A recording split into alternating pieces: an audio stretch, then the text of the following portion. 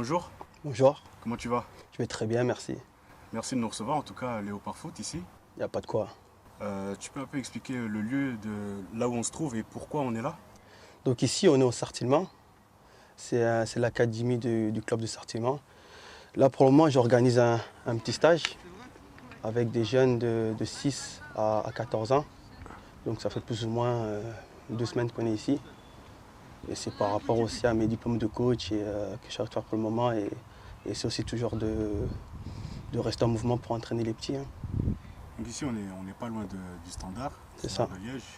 Toi, tu as commencé ta carrière pro au Standard, si je dis pas de bêtises. c'est ça. Est-ce que tu peux retracer un peu ton parcours professionnel? Ok. Mais c'est vrai que j'étais au Standard, mais j'ai pas vraiment commencé ma carrière pro au Standard. J'ai signé mon contrat pro au Standard à 17 ans. Et puis directement après, on m'a prêté à Saint-Tron pendant 3 saisons. Je suis resté à Saint-Tron de 17 ans jusqu'à mes 20 ans. Et après là, je suis revenu au Standard. J'ai fait 3 ans au Standard.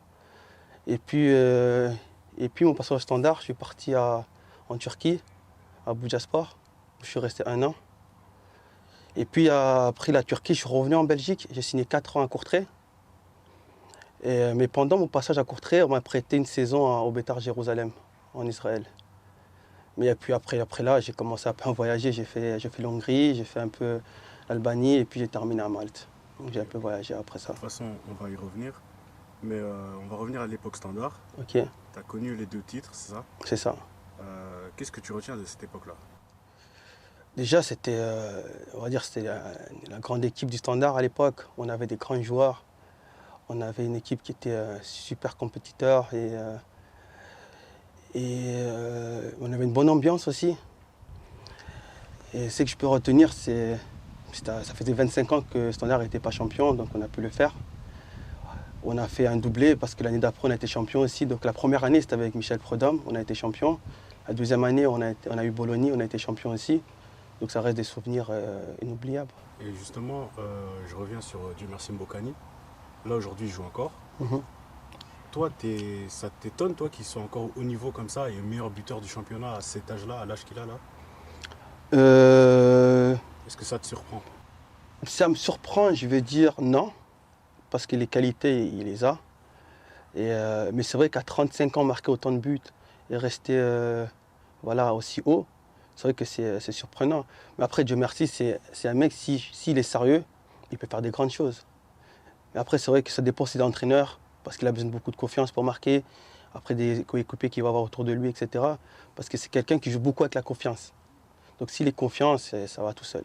Est-ce que tu éprouves des regrets par rapport à le parcours que tu as eu en pro? Euh, je dirais tout est relatif, hein, tu sais.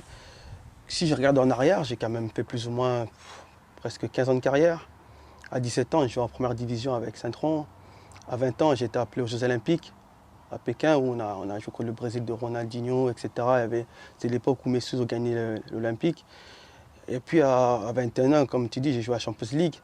Donc des regrets, on peut en avoir, c'est vrai, mais je dirais quand même que je suis un peu satisfait. Mais d'un côté, si je regarde mon côté un peu plus compétiteur, je dirais oui, j'ai des regrets parce que quand j'étais plus jeune, j'aurais bien voulu jouer en première ligue, parce que ça c'était un rêve de moi, un rêve d'enfant. J'ai pas pu le faire. Donc on va dire que c'est du 50-50. Ok.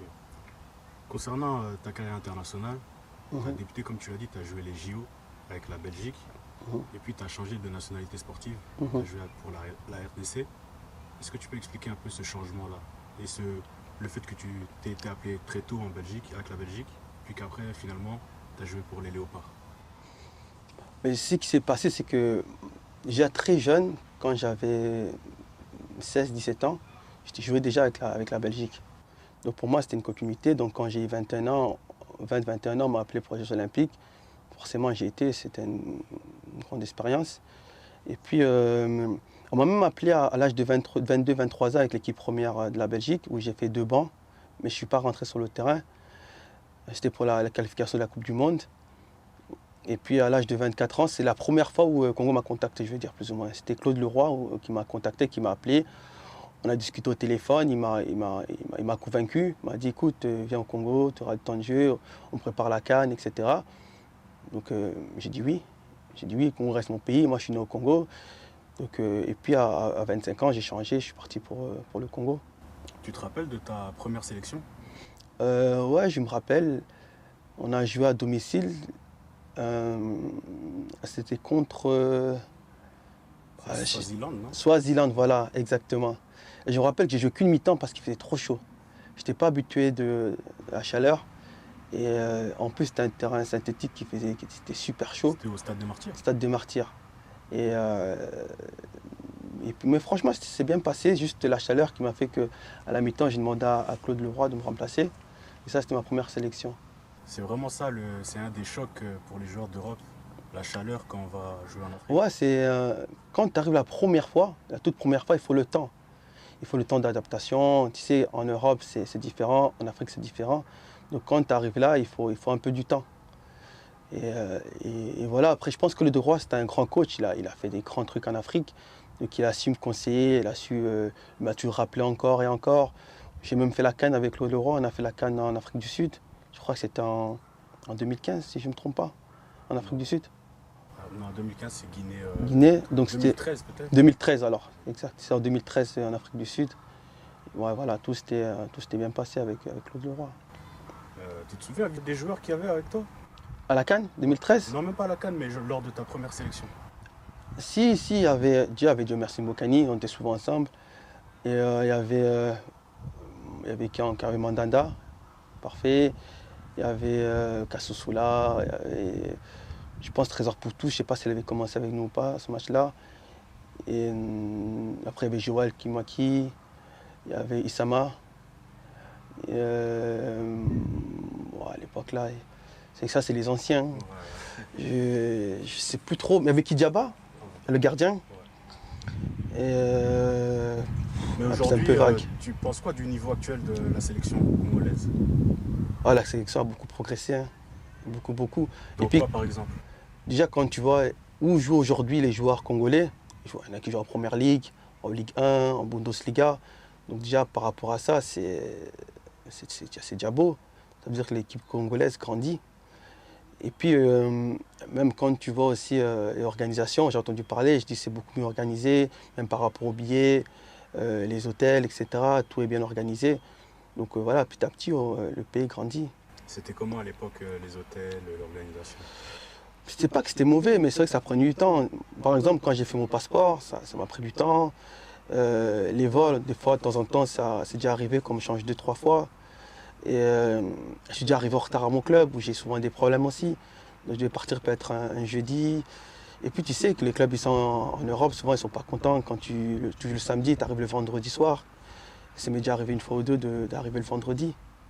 Donc maintenant, je sais qu'aujourd'hui, il n'y a plus ça. Tu vois. Aujourd'hui, c'est beaucoup plus organisé, structuré, etc. Donc voilà, c'est mieux. Et, quel conseil tu donnerais, ou alors quel est ton point de vue par rapport à ces jeunes joueurs qui sont binationaux comme toi et qui doivent faire le choix entre la Belgique, enfin un pays d'Europe, et la sélection africaine?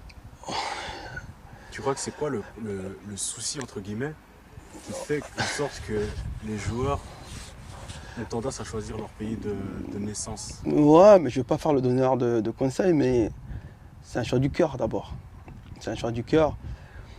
Et il ne faut pas suivre les gens, on va dire. Ça veut dire que ça peut être la famille, ça peut être les amis qui vont peut-être te conseiller en disant va jouer pour ce pays-là ou pour ce pays-là. Je pense que c'est un choix personnel. C'est-à-dire que tu le fais par amour. Si tu ne le fais pas par amour, ne le fais pas. Tu vois? Parce qu'il faut prendre tout. C'est-à-dire qu'il faut prendre les mauvais moments comme les bons moments. Quand je venais en retard dans mon club, je savais que ça pouvait arriver, mais je le faisais avec le cœur. Il ne faut pas après te dire ah, il y a eu ça, il y a eu ça. Donc c'est vraiment ça. Il faut aller à fond et pas en passer au reste. Voilà, après, tu as mis un terme à ta carrière assez tôt. Ouais. Pourquoi cette carrière a terminé aussi tôt? Parce que là, tu as 33 ans. Je vais avoir 34, ouais, c'est ça, en septembre. Mais après, je veux dire, c'était pas un choix personnel d'arrêter. Je veux dire, c'était, on va dire, le destin, les blessures.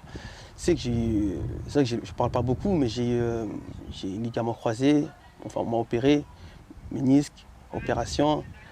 J'ai eu cartilage aussi, j'ai eu pubalgie, j'ai eu 2 fractures du pied, du métatarse. À un moment donné, tu vois, le corps il dit stop, tu vois. Et je me rappelle, ma dernière blessure que j'ai eue, c'était à Malte. Je me blesse en décembre. Et je commence tout doucement à revenir en mois de mars. Et puis là, deuxième fois, même pied, fracture, la même chose. Donc j'ai pas attendu assez longtemps. Et c'est là que je me suis dit, voilà, c'était la blessure de trop. À ce moment-là, tu as quel âge? J'allais sur mes 31 ans et demi. J'allais sur mes 32 ans. Et désormais, tu as pris une autre casquette. Mhm. Tu es dans la formation pour être entraîneur, c'est ça? C'est ça. Pourquoi avoir fait ce choix-là? Déjà, quand j'étais joueur, j'aurais jamais pensé que je serais entraîneur. C'est pas un métier que j'aimais vraiment dire que je serais entraîneur plus tard. Je trouvais que c'était trop de sacrifices, c'était trop du temps, c'est trop de pression. Et après, à un moment, c'est vrai que quand je me suis blessé, j'ai regardé beaucoup de matchs à la télé tout le temps, les après-matchs, les analystes qui parlaient un peu des systèmes tactiques, etc. Et tout doucement, j'ai commencé un peu à aimer ce métier. Je pense que c'est là, quand j'ai suis vraiment blessé, j'ai vraiment le temps de regarder les matchs à la télé, etc. C'est là que j'ai commencé à me dire pourquoi pas. Et puis tout doucement, je suis rentré à l'académie avec la fédération. On a fait une section avec les anciens pros. Donc j'ai commencé mes cours et puis directement j'ai accroché. Sinon aujourd'hui, quels sont tes projets et ambitions, que ce soit en termes de cette carrière d'entraîneur ou autre? Déjà en court terme, je dirais de terminer mes diplômes. Parce que là je suis en UFAA. Normalement je termine l'année prochaine. Et, en moyen terme, je voudrais, si Dieu le veut, peut-être l'année prochaine ou l'année d'après, créer une académie au Congo. Ça c'est un projet qui me tient à cœur. Normalement, si tout se passe bien, j'irai l'été prochain y regarder un peu. Et en long terme, c'est vrai que j'ai fait mes cours d'entraîneur, mais c'est pas forcément que je vais devenir entraîneur aussi. J'aimerais bien peut-être faire directeur sportif ou coordinateur des jeunes, ou même chez les pros. Voilà, rentrer dans une équipe structurée d'un club pro, quoi. Est-ce que tu as un dernier mot pour les supporters congolais qui te regardent? Euh, Qu'est-ce que je peux leur dire? Déjà, de continuer à soutenir l'équipe, parce que je pense que tout doucement, on commence à grandir. C'est vrai qu'on n'a pas encore eu des trophées, on n'a pas encore gagné des titres, mais je pense que ça va venir avec le temps. Donc toujours rester en arrière, c'est vrai que des fois les supporters ils sont exigeants avec les joueurs, juste de laisser le temps.